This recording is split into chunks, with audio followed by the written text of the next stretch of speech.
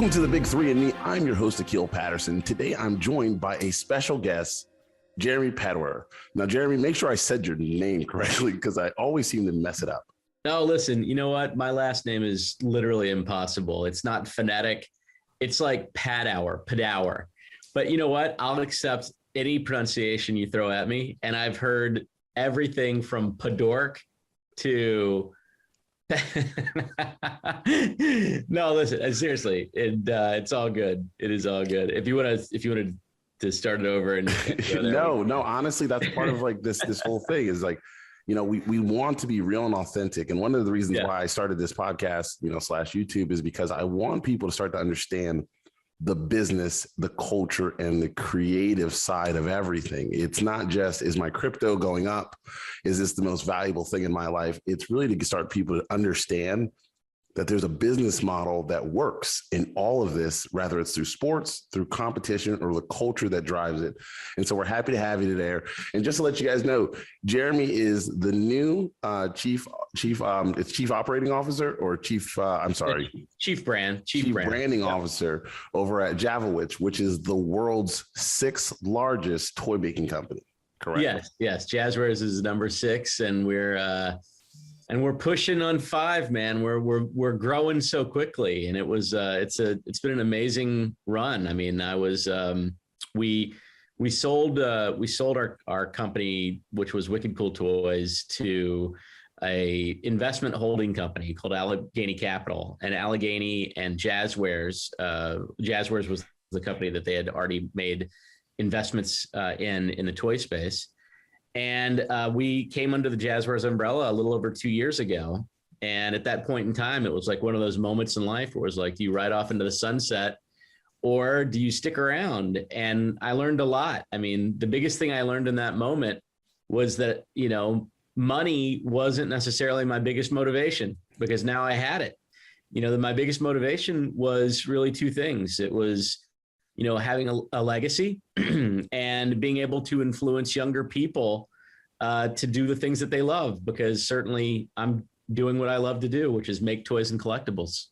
Man, that's awesome. I know you put out a tweet last night. It says, things that what's named something that makes you happy and things of like that nature. So maybe just rewind the clock a little bit. You are one of the original people. And I love telling folks that he's one of the original people to talk about this thing called Beanie Babies many moons ago. And it was a fascinating, like there was a recently, and honestly, this had nothing to do with you and I's conversation in the past. It was literally, I was skimming through, I think HBO Max, and they had an entire series or a movie about Beanie Babies. And I was like, oh, these are the people that he was trying to warn us about. So tell us about that ancient many moons ago guy, who's talking about, Beanie Babies is a bubble, folks. Well, let's put it this way. I am still a fan of Beanie Babies. I've always been a fan of Beanie Babies. And, but back in the late 90s, like 1997, I was a young graduate school student trying to pay for school and trying to figure out a way to, essentially earn a living while paying for school.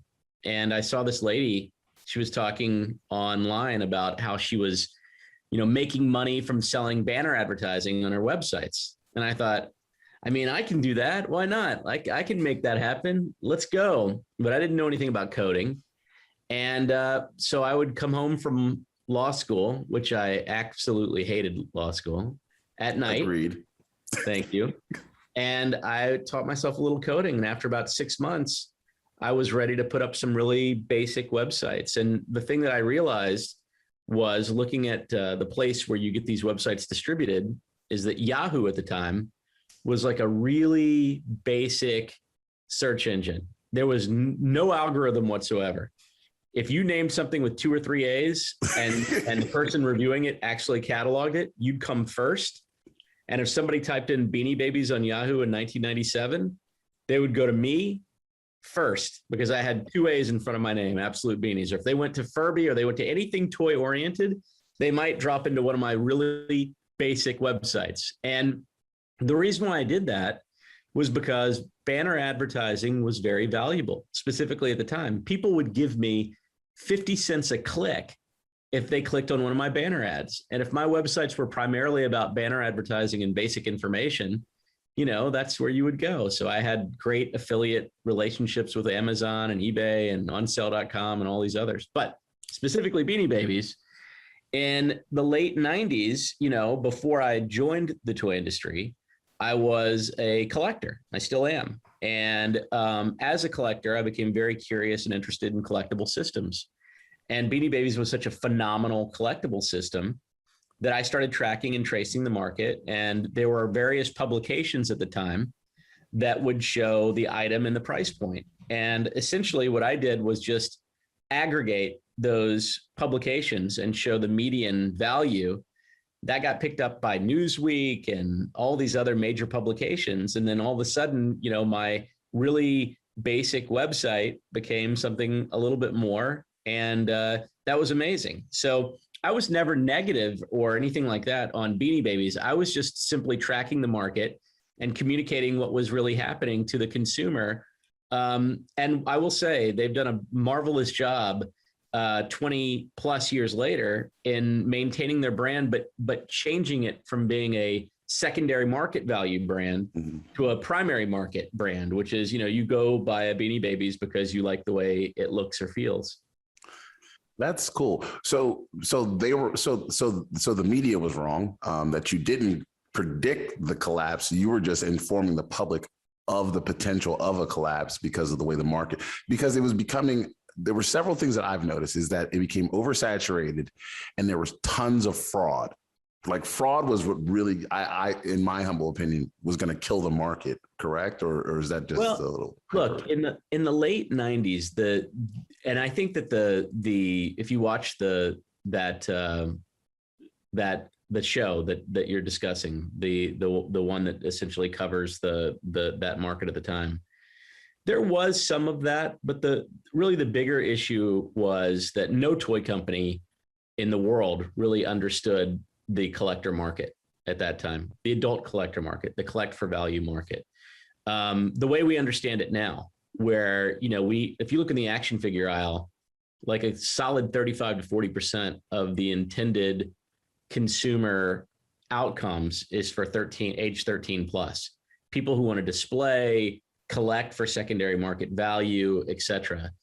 And at that time, it just, manufacturers didn't understand it as well. And I think that, what that show, I think, communicated very well with the brand managers that were communicating about it was that they were kind of making it up and learning as they went. And when I entered the toy industry officially at Mattel just a couple of years later, I had a similar experience. I mean, we were figuring it out. Now, I loved collectors because I came from that mentality. So it was easier for me to kind of figure out how to ebb and flow with collectors. But listen, I'm in awe of what Ty has managed to accomplish over the years. And the truth is, even today, we as an organization at Jazzwares has a remarkable brand with Squishmallows, in that we've sold over 150 million units in the last 4 years. I think we're coming up on 150 million in our 5th year. That is insane for a brand, but it's positioned not necessarily for secondary market. It's more primary market, very much the way Ty is today. So I love the way you kind of transition. So this is like, so we've got the backstory. The backstory is you're a college guy, law school, trying to just make a couple extra bucks. You found a niche, and now you're in, you go on to Mattel, you go on to work for Nickelodeon Studios. You've just had this phenomenal career. But along the way, you've maintained the ability to still be a collector in an environment that has sometimes not always been collector friendly. How do you do that, especially when you are in the industry too? You're like, I really like this toy, but at the same time, we have to discontinue this toy. Well, I mean, the truth of the matter is we're all in the for-profit business in the toy industry. I mean, it's not a charitable scenario, although I will say toy companies tend to be very charitable. We're really good with our stock, and specifically when we bring in additional stock towards the end of the year during the Christmas season. I've had the opportunity to work for several companies and own a company and and being executive at several companies, and each one of them has that in common, that generosity. And I see it across the board. But, in our normal mode, no matter what, the ultimate dictator of whether something succeeds or not is the consumer.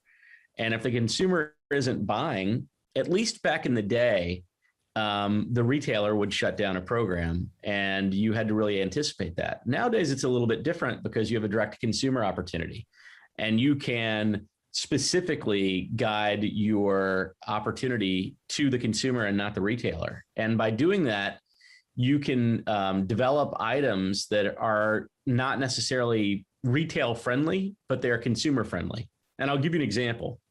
Like way back in the day at Mattel, we brought He-Man back, and we wanted to do this spectacular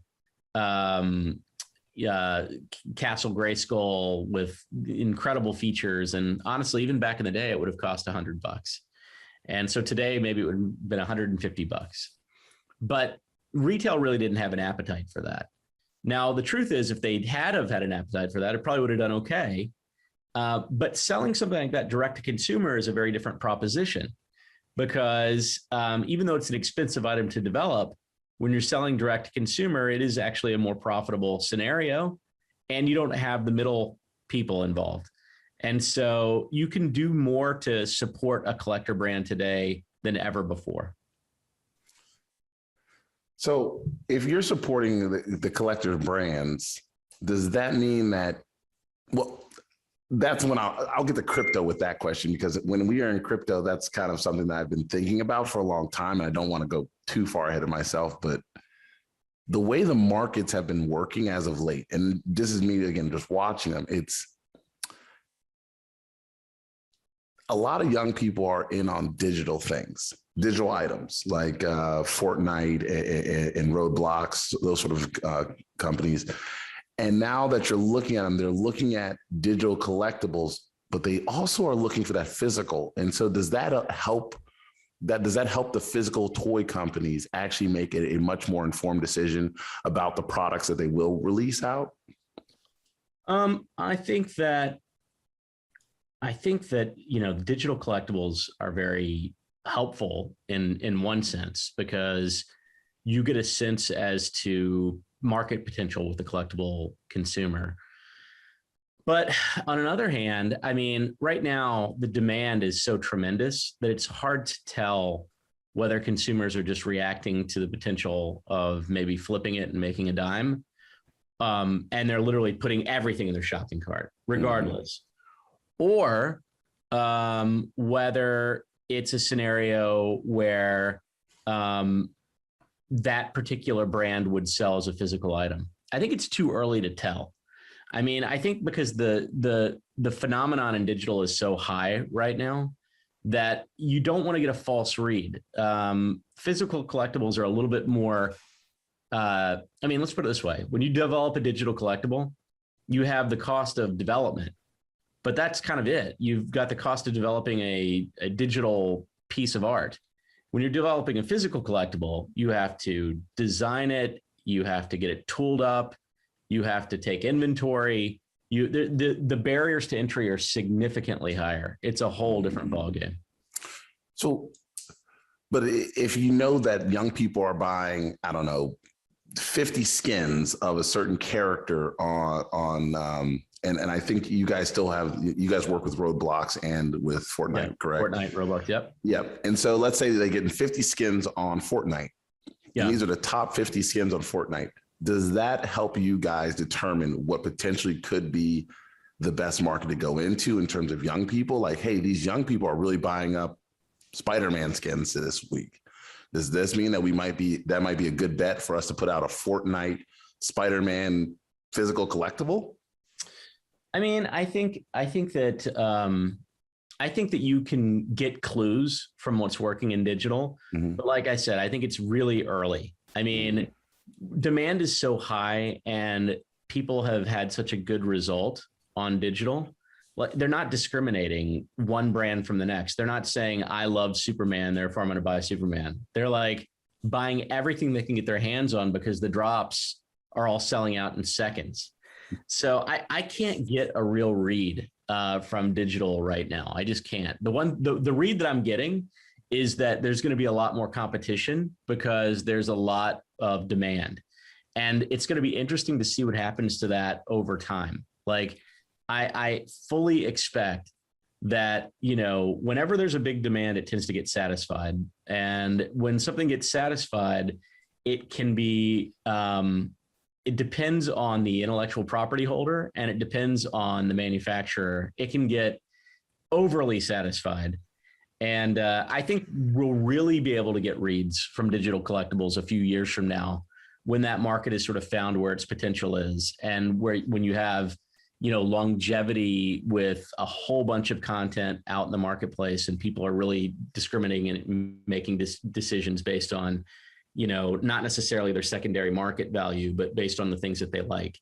That's when I'll have a much better understanding. Because right now it's a little bit nuts. It's a little chaotic. And you know what? Yeah. Right before I got on here, it looks like Elon Musk just tweeted out about the Mickey Mouse drop happening this week. Yeah. So he said, Minnie in the Disney in the mini or something like Disney in the streets, Minnie in the sheets. It was something weird. But that's so interesting. Here, I'm gonna visit that as we talk because I'm so curious. Yeah, he put out a tweet about it coming up, and I tagged you in it. And I was like, well, we're gonna have to talk about this one because it was just so strange to see Elon Musk, a very big proponent on digital and cryptocurrencies. And now he's tweeting about Minnie Mouse, the Minnie Mouse debacle that they're calling it, I guess, or Minigate, because I guess the artists are using a different Minnie Mouse than the original, just like they're using a different Goofy than not Goofy than the original. It looks like, listen, I have to tell you, I'm a partner of Disney, and I find that the decisions that they make are generally really strong. And as I'm looking at the image, I mean, it looks like they have Mickey and Minnie in a different outfit. And the thing that's interesting about that is that Disney forever has been using Mickey and Minnie as, not just in their traditional look, but also like from an artist perspective. And I mean, I'll tell you, I honestly, I think, I don't know, I haven't looked into whatever the issue is. But generally speaking, you are talking about one of the most well-run and thoughtful IP holders in the world. Mm-hmm. They're not going to be messing with Mickey and Minnie. And if it's a different outfit, it's only something they've done hundreds of times before. So I'm not sure why, but I'll look into it more, but I'm not sure why people would get upset or frustrated over a different look. I think it's the purist. This isn't her original look, and this is the first time she's being shown on the VV app, and so some people are probably going to have issues with that. I mean, but let's see. I'm looking at it. Disney sparks outrage after doing new look for Mickey Mouse. It's Disney Paris. This has nothing to do with VV.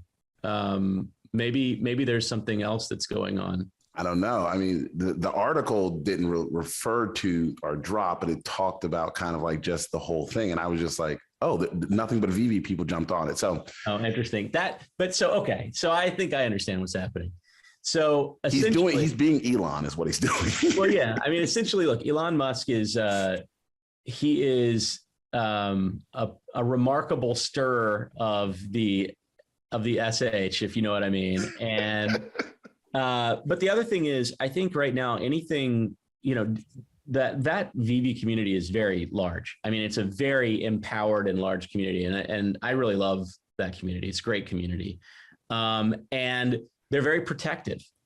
And so that makes sense. I mean, you're on social media, you've got a couple million people reacting to something, but I haven't read much into this. I have a pretty significant feel that, Disney's been for many, many years, have had different looks and takes on those characters simply because it really, I mean, they're pop culture pieces. I mean, and artists have done a phenomenal job at reinterpreting Mickey and Minnie. And so I don't think this, I mean, I could be wrong. I don't think this has anything to do with VV, but I don't know. That seems like they're going to defend it, which is fine. I love that community.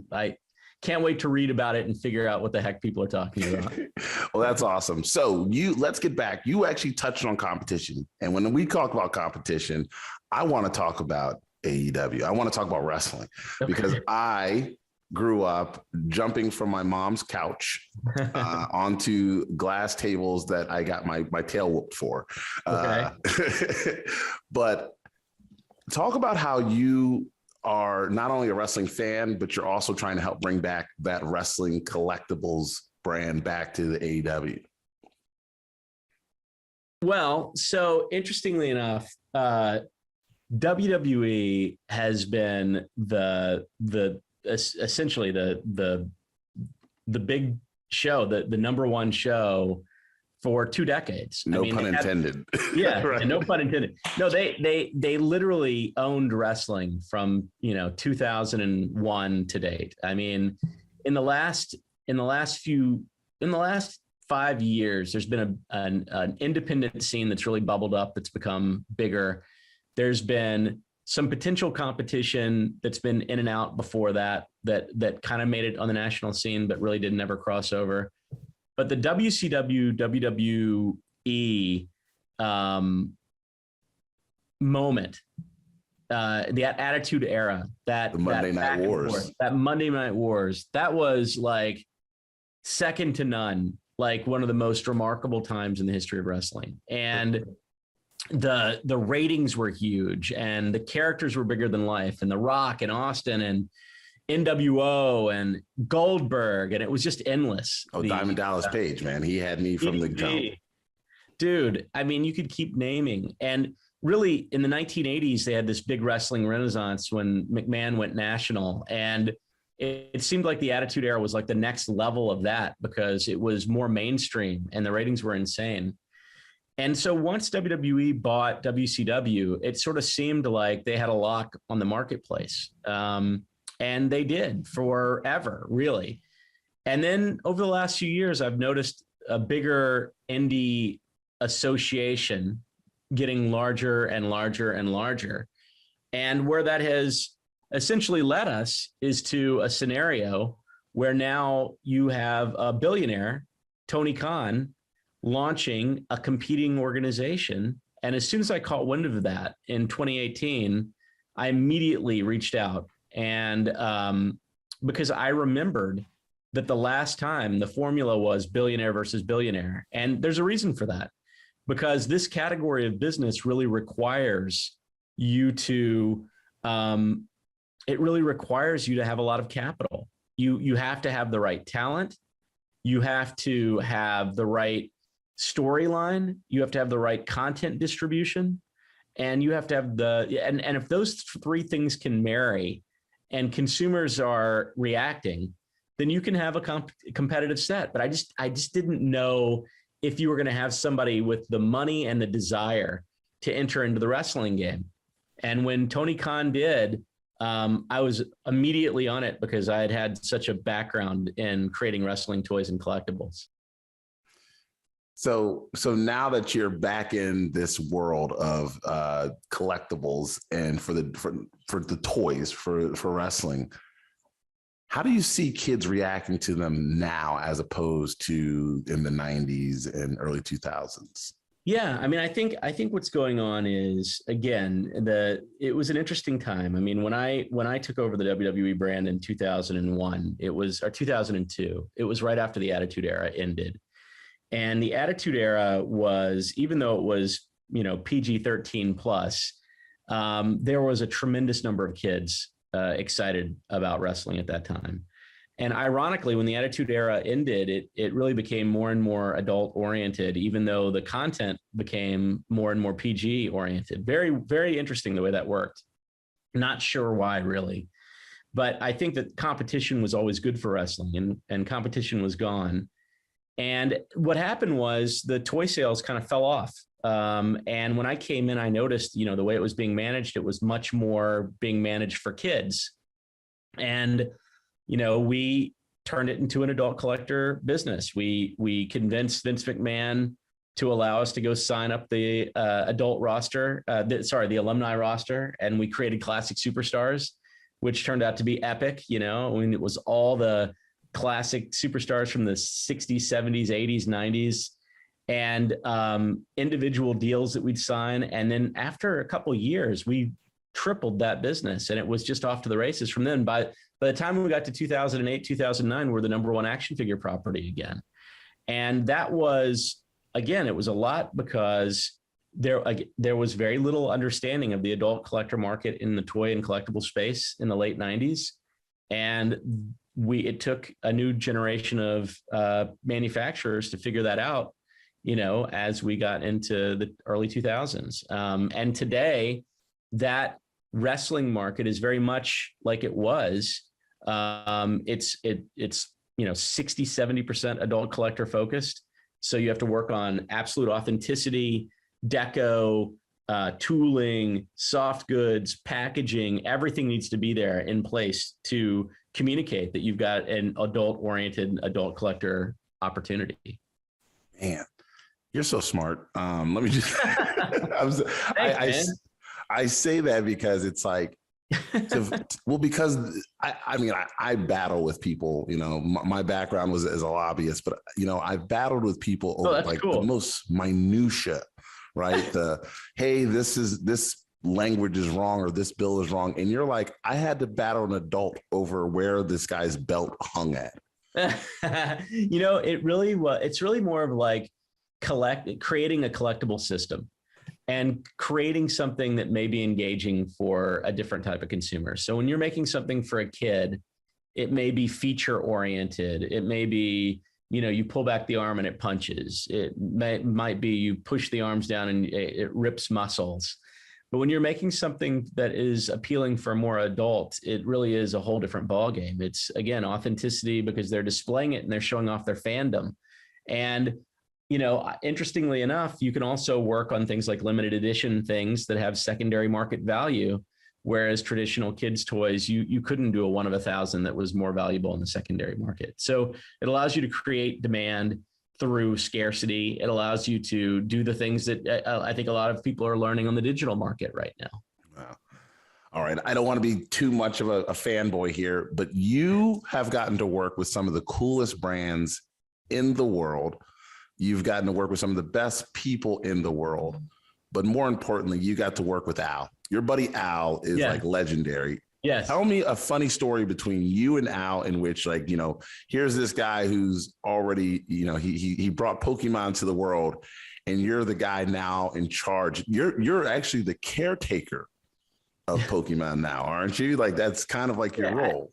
I think so. What's happened with Pokemon is that, when we started a business, Pokemon became my business partner. They bought into my company, and Mr. Ishihara was a phenomenal partner for me. In fact, I first got associated with Pokemon in 2005 when they were leaving Hasbro and coming to the company that I was an executive for at the time, and just established a wonderful rapport with that entire team. Because when you're developing a franchise, the franchise has various, I would say, like parts to if it's a chair, it has various legs. One leg might be animation. One leg might be the trading card game. One leg might be video games.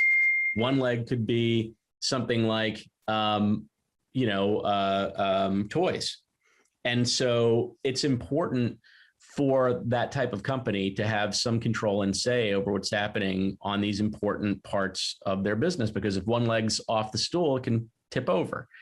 And so we were very much trusted, and we were very much trusted again when they, not only signed us as a global partner, but became our business partner. And what I will say to you is, as we, go forward, my expectation is that we'll be working together for a very long time. But that's really the way the business works. It's, if you own a franchise, you want to have trusted partners in various categories.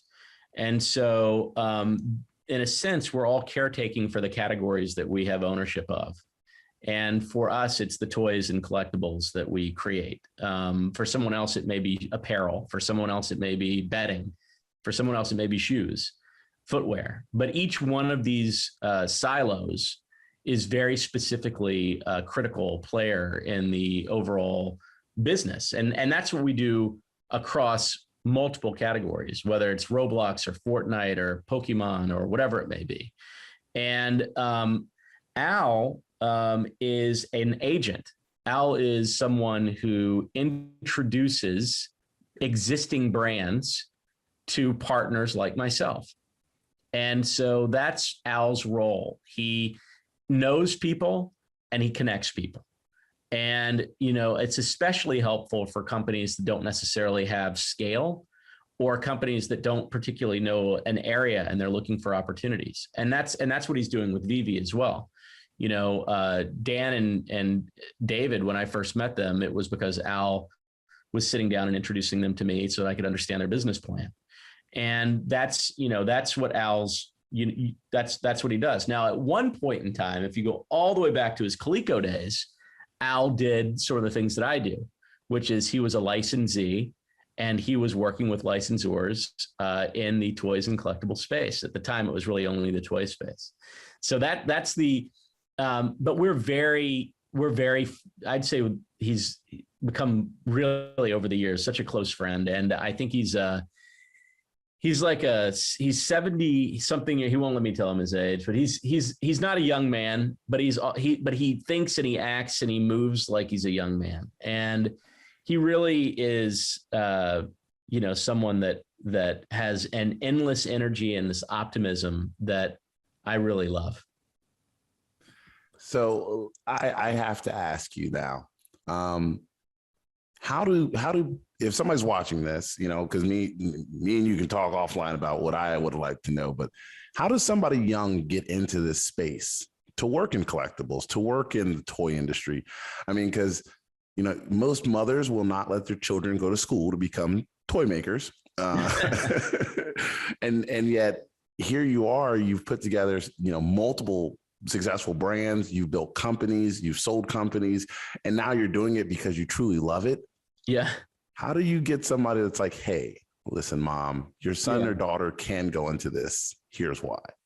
Well, so, look, it's an $80 billion a year category.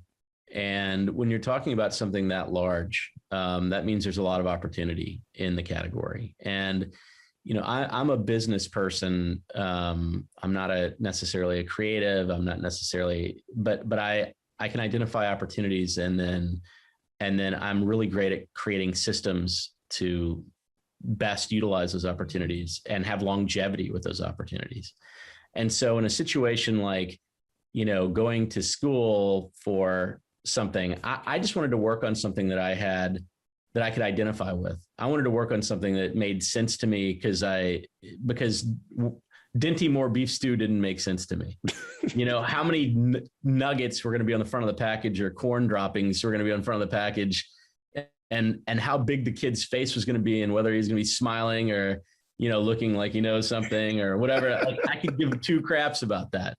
But the idea of being in a consumer products area where it involved play and it involved trend and it involved fashion, that was really appealing for me. So, toys and collectibles, you have to kind of back up and say, well, what are you doing? You're selling a item to a particular consumer group.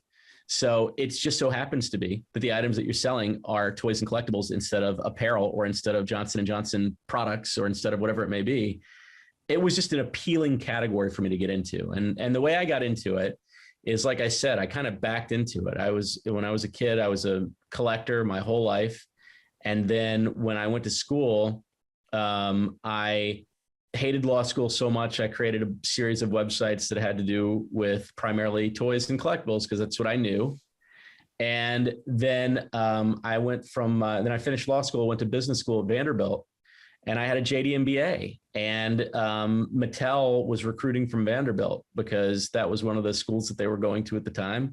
And I got picked up in that regard and went from there. But what I will tell you is that is the academic route. That's not the only route.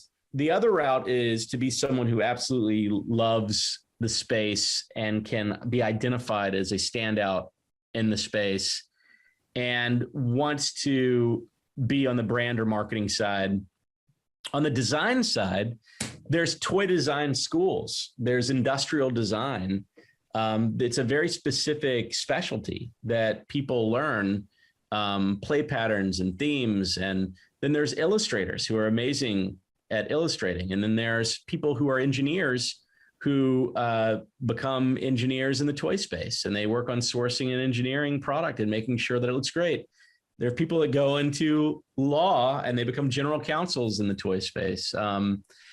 There's no specific way, but what I would say is it is a business. It just so happens to be what you're selling instead of something that's not as interesting or exciting, can be very interesting, exciting because of the collectible elements. And, for me, I just love all of it.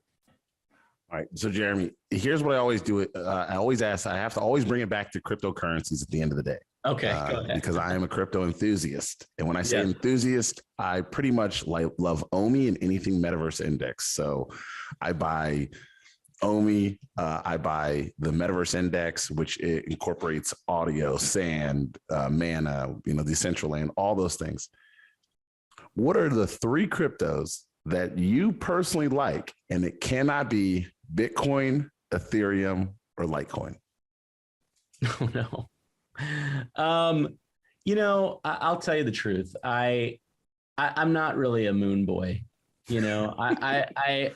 I don't know. I mean, I think the crypto space is about utility, and it's about, what is it that you're looking to accomplish with a specific item? Otherwise, it's like going, in physical goods, things are considered a commodity when they don't have a unique point of difference, or there's no branding that gives it any sort of specific value.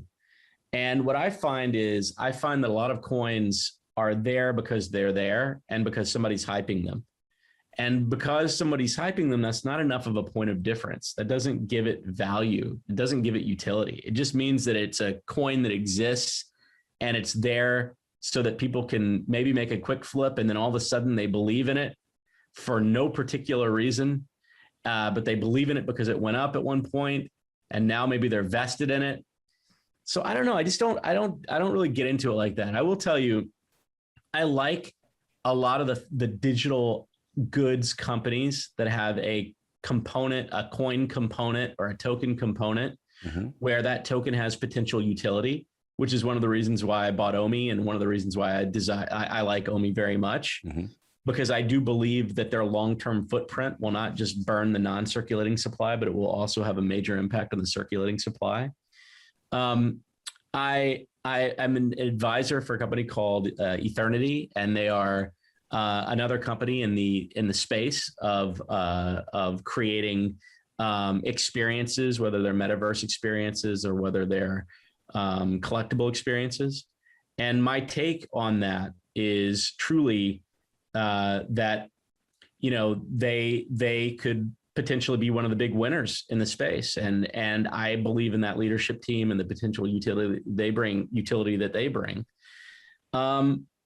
And then I'll leave the third kind of, I don't know. I mean, you didn't mention Ethereum, and I will say that seems to be like the heart and soul of most transactional things that occur on right now in crypto. And so I look at Ethereum and I'm just very practical, and I say, well, something holds value when it has use, and the use for that is off the charts. The problem is gas fees, but all of these fees associated with the use of a token or a coin will change with competition, and will change with the opportunity for people to take less of their percentage. Every opportunity for a transaction, somebody's got their hands in the pie. And so I think that Ethereum has a lot of potential over the course of time, even to be the leading crypto, but because of the deep utility. Now, that's no promise. It's just a projection. And I don't have a huge Ethereum holding. I just know that it is currently, and it's subject to change, so important in the transactional elements that are going on right now. I'm not going to hold you to it at all because we don't want any Bitcoin maxis to come after either one of us. No, and by the way, I am a Bitcoin fan. I think Bitcoin. You mentioned I shouldn't mention Bitcoin. Yeah, that's one of the reasons why we always say like, hey guys, like that was not financial advice. I don't make any financial advice. I don't. Oh no, we never do. So, but what I am saying is those are ones that I have personally invested in for various reasons. And when it comes to Bitcoin, again, utility is important, but also something is a store of value. The more people have invested in it, there's that. So with like gold, gold has some functionality. But really, people invest in gold because it's gold, right? It's a scarce resource. Bitcoin was structured very intelligently with the limited resource and the way it's mined. It feels like gold. It feels like something that humans can fully understand in terms of scarcity. I think one of the problems and one of the issues that have occurred is either there's a lack of scarcity with a coin, there's a lack of use, or there's a lack of utility. And if you have all three, you're in a much better position. But you have to at least have one. So these coins where I see an endless supply, very little utility, and and it's just you have it because other people have it. That one concerns me a little bit. Well, at the end of the day, I always want people to invest in things that they're happy with, things that they enjoy. I will say this. I thank you. I thank the investors that got into VV early to bring the product to light, to bring us OMI. It has brought immense joy to a collector. Although I don't have my collection out here in Oregon where I moved to, but my mother still says the comic books are safe. And I said, no, they're not. You put them inside of a bad storage area, move them now. They need to be climate controlled. But Jeremy, thank you once again for joining us here on The Big Three and Me. I appreciate you as always. And folks, if someone hasn't told you they love you today, remember that I just did.